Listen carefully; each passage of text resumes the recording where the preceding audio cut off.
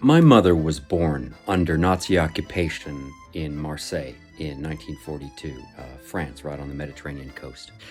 Her mother used her pregnancy with my mom to disguise the fact that she was smuggling food across the Gestapo lines. She would flirt with the guards, who would ask her about her pregnancy and touch her belly, which is my mother, all the while not frisking her, and she was hiding food strapped to her leg, that if she had been caught, she would have been summarily shot. She grew up on stories of the resistance. Heck, even me, years later, still had uncles, which are, just basically French friends who fought in the resistance. He said, "Hey, come here, I want to show you something."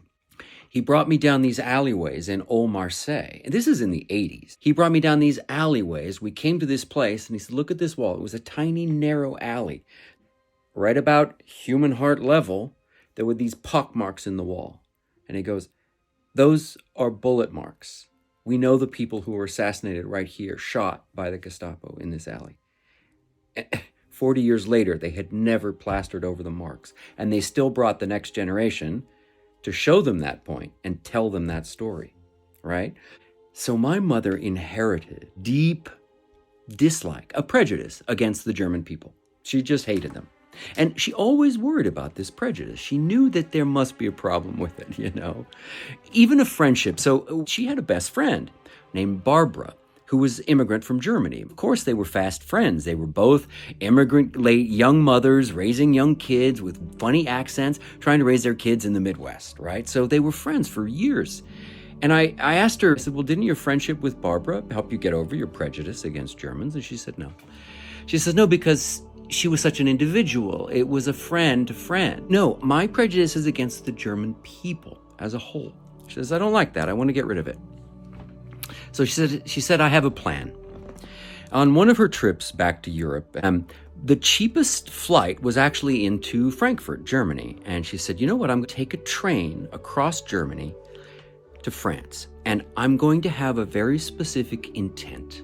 3 wonderful Germans. And I think if I can meet 3 really outstanding Germans, I will get over my prejudice against the German people." So I said, "Okay, Mom, good plan, good intention, right?" So, she goes, she has her trip. I don't see her for quite a while. And we're catching up. And I said, "Oh, by the way," I said, "Mom, did you meet your 3 wonderful Germans?" And she said, "No, I did not meet 3 wonderful Germans." She said, "All the Germans were wonderful."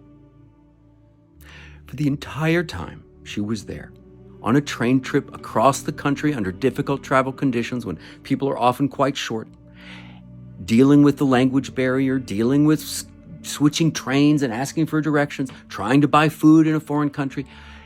The entire day, she said, every single interaction I had with another human being was wonderful. Not a single negative experience the entire day. 100 encounters, each one of them fantastic. So, she got over her prejudice. There's so many lessons in that story.